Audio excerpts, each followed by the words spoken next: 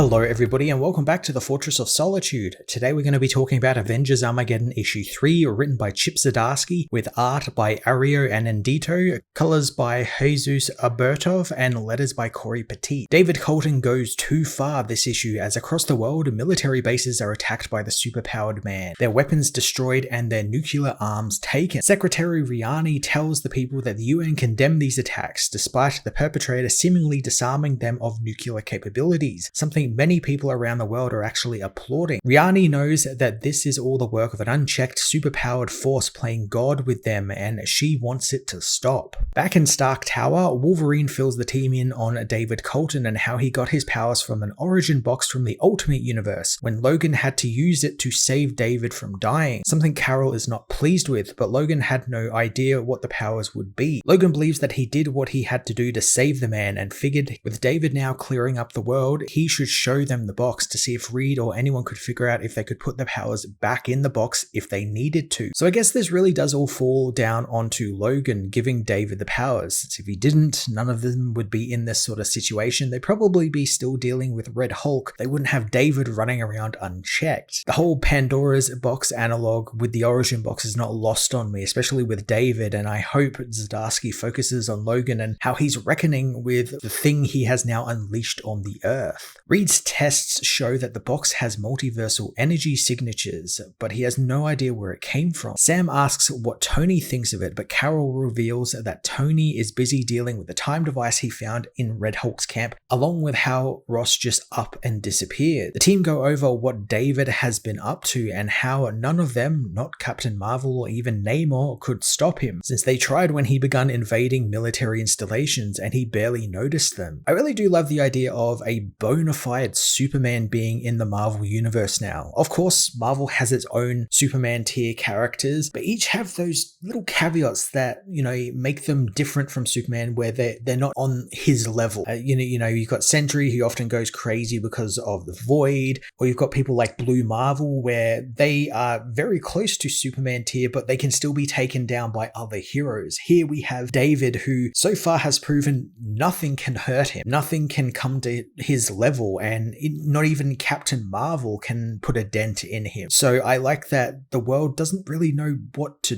do with that. Like, how do they react to that? How do they stop something like that? And it goes into with Logan trying to sort of figure out how to put the powers back in the box. Like, this is like the only thing they can really do. And I like that they're all just at a loss for what to do against this threat. It's something they've never really had to deal with. Carol reveals that they tracked David to the Himalayas, where he seems to be based out of, something both Bucky and Logan know well, as Logan quietly slinks off to go and find David. Outside the building, a giant protest has formed, with one side being for the nuclear disarmament and the other side against the Avengers and what they have done. The Human Torch and Spider-Man watch over the protest, finding that it's getting bigger. Peter doesn't blame them, since the people aren't in control anymore, and that's a big scary thing for them. Johnny, though, knows that they are in control, as Luke Cage is their mayor, and they all get a vote on who is the mayor and who isn't. But Peter reminds him that no one voted for David to go and attack all of these other countries, and no matter how any vote goes, be it mayor, president, or who gets to protect them, he and Johnny will still do what they want and think is right, which is helping these people with their powers. Spider-Man doesn't think that they answer to anyone, and while he doesn't think another registration act is a good thing, how are they going to make it so people aren't scared of them anymore? Okay, so I like Zdarsky is still getting to write Peter in this book. I definitely thought he was going to be written out of the Armageddon main book, and he would have to deal with him over in his Captain America run, which he's been doing very well with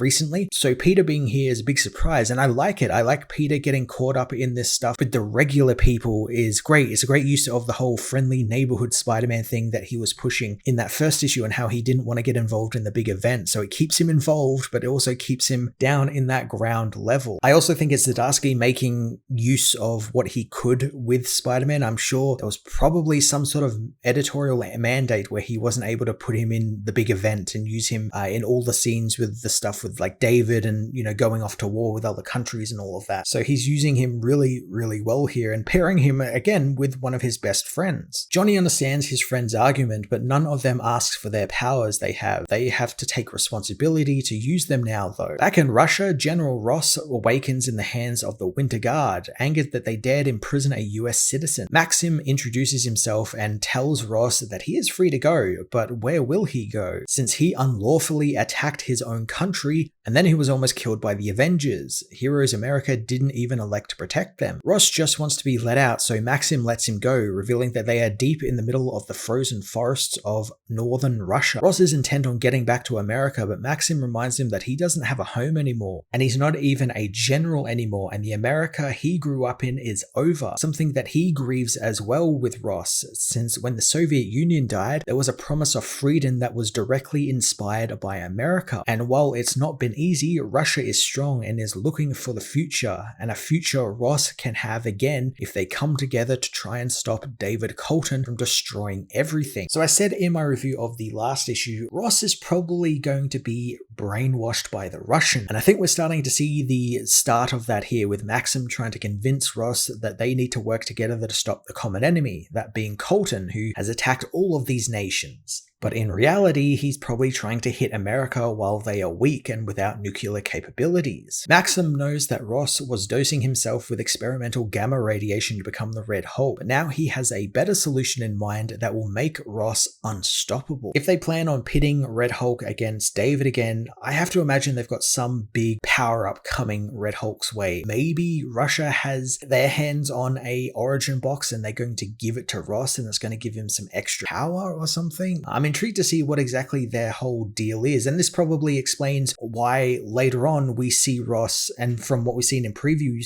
in like a very Russian-esque military uniform when he's killing the heroes or going back in time and trying to stop the heroes before they can do whatever they do to start World War III. So I imagine the brainwashing is probably going to work and he's going to end up working for the Russians at some point. David meanwhile rests in the warm light of the sun after disposing of the nuclear weapons before waking and returning to Earth and his home in the Himalayas. Entering his cabin, he finds Wolverine and Winter Soldier waiting for him, hoping that he doesn't mind them making themselves at home. David thinks that Logan is there to talk him down, bringing Bucky, a non-powered person, so he doesn't feel like he's a threat. David officially meets Bucky properly here, thinking the three of them are super soldiers ruined by governments and people in power who want more power, and the fact that he didn't want the power is what makes them different. I'm liking Zdarsky using three wildly different super soldiers to tell the same story, because these men, like the end of their stories are practically the same. They were all used by the government. You know, the cycle of violence and power is what made them who they are, and they are the three that managed to fight against that and break free of that and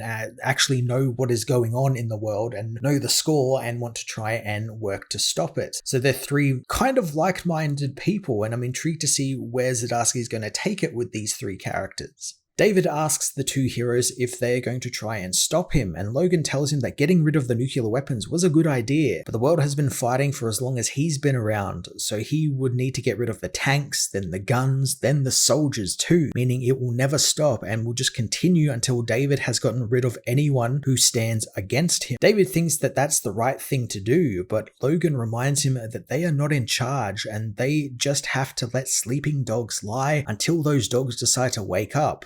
Then they get to take the reins. Having seen what people like Doom and Ross do when they are in charge, David feels like the heroes give them too much of a leash. But Logan is right. He is going to strip every soldier on the planet of their weapons the same way he destroyed all of the nukes. David being so unwavering in his mission is a really cool idea. He's got the power now to do some real change, and instead of squandering it like so many other people who have been in his position, he's actually actively working on it. This is something he has wanted to do ever since he was Captain America. He wants to effect some real change, and he refuses to let anyone stop him, even if those people are his supposed friends. David asks if Bucky agrees with him, and surprisingly, Bucky does, offering up David the location of the top secret nukes even the hero didn't know about. Bucky apologizes to Logan since David is right and they have the power to do this efficiently now, and there are already too many people trying to destroy the world right now, but they can save it. Logan pops his claws, but in an instant, David grabs him and takes him into space. Unsure if Logan can hear him in the vacuum, but he tells him that what he is doing is right and he doesn't want to hurt his friend, but he will if they try and stop him. Back in Stark Tower, Reed comes to see Tony, telling him that something is off about the mystery box that gave David his powers. Tony thinks that it sounds similar to the boxes that Miles Morales was telling him about, wanting to reach out to the young hero to see what he has to say. It's great they're involving Miles in some way. I know he's got that Ultimate Impact Reborn that's going about that I don't think anyone really likes. It didn't look very good and just felt like cash grab on the powers and just was taking something unique from the Ultimate Universe and gifting it to like a bunch of people in this universe for no real reason. That it never felt like there was a story reason for that besides wanting to sell more books. But it's cool that they're getting involved in this, and hopefully Miles does actually end up appearing in this book and giving them the rundown on what's going on with the Ultimate Universe. Reed asks about the time device they found, and Tony reveals that it's like a crystal ball. You ask it a question like, what would happen if he skipped his jog that day? And the device will show him how the day, the month, and the decade would unfold because of that one change. Reed wonders how it does that, and Tony actually has an answer to that, showing him the device actually creates entirely new universes every time it is asked a question. And it's all contained in the device, something he knows because he actually activated it and used the device without even realizing it. Getting some answers on what this device actually is great. It's a multiverse maker, and it makes me wonder if this might be how the Ultimate Universe returns in some form, because it was teased that that's coming back at some point. Maybe there's some sort of thing where it gets out of control and these universes spawn for real outside of the containment of the device. It's an interesting MacGuffin to have in a event that's more or less about World War III, and I'm intrigued to see how Zdarsky is going to deploy it. Tony feels that the device is immoral, like he's using it to be God, but Reed looks over the device, finding it is definitely a Victor Von Doom design, revealing that recently they tackled a device that created temporal save points, but this device uses standard methods of time travel. Tony thinks that while he never considered the ethical implications of time travel, they could use it to stop Colton. How many prompts would it take to change the world for the better? So the word prompt has existed long before AI took it over and used it as, explaining how to like make an AI do something. But I like that that's probably what Zdarsky is going for. He wants you to think about this as sort of like an AI model and how it is something that is created with prompts. You create a world with the prompts you feed it. And like AI, there is a ethical and moral aspect to it.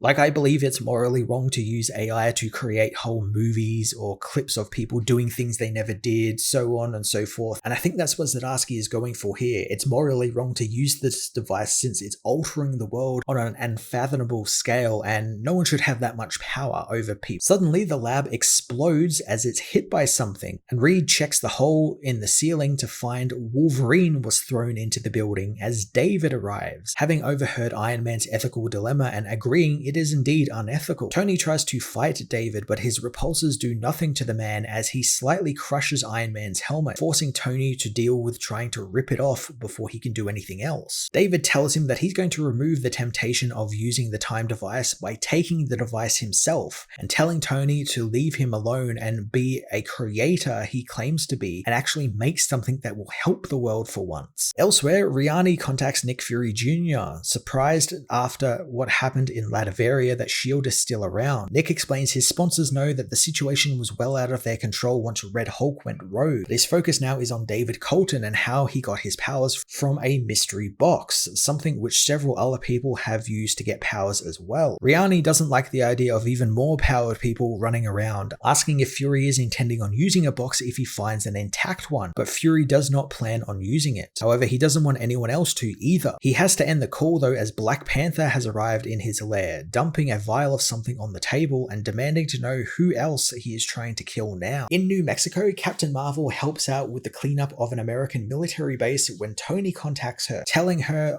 that while David has set back every major military by a decade, he's not yet done, as he is taking Doom's what-if machine from them, and Bucky has gone rogue and is helping Colton, having given him all of the off-book US nukes. Carol wastes no time and speeds off into the sky, as in Montana, David and Bucky collect what's left of the nukes from the facilities there, locking away the base personnel underground. David knows that the Avengers will be coming for them, but Bucky is fine with it, since you can't expect to upset the system and walk away scot-free. But even if they catch them and imprison them, it will all be worth it.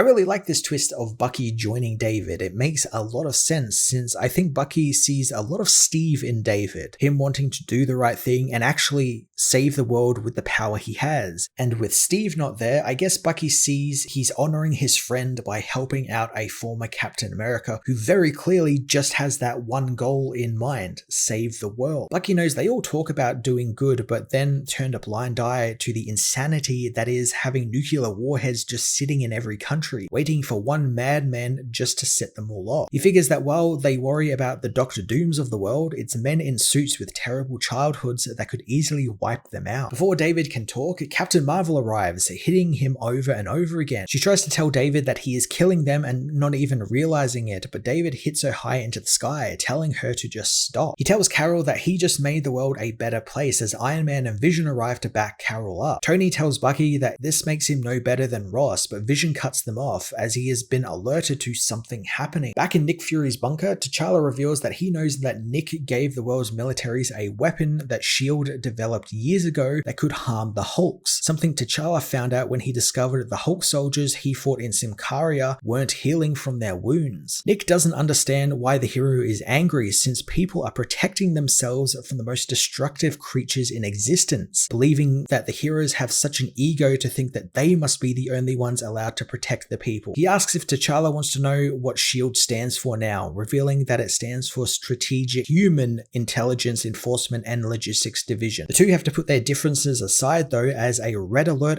rings out as over Eurasian airspace, Russia has launched its remaining nuclear weapons at the US, kicking off World War III. Avengers Armageddon issue 3 expanded David's role into some really awesome new directions that make me feel like a big status quo change is coming for the Marvel Universe and for the Avengers. I really love the emphasis being put on David being this unstoppable force and one who's actually doing what a lot of heroes always talk about doing, which is saving the world and actually helping out with their powers. Zdarsky keeps making him a really compelling character to me, and I can't wait to see what he does with him now that World War III is on the cards for the Marvel Universe. I'm going to give this issue a 9 out of 10.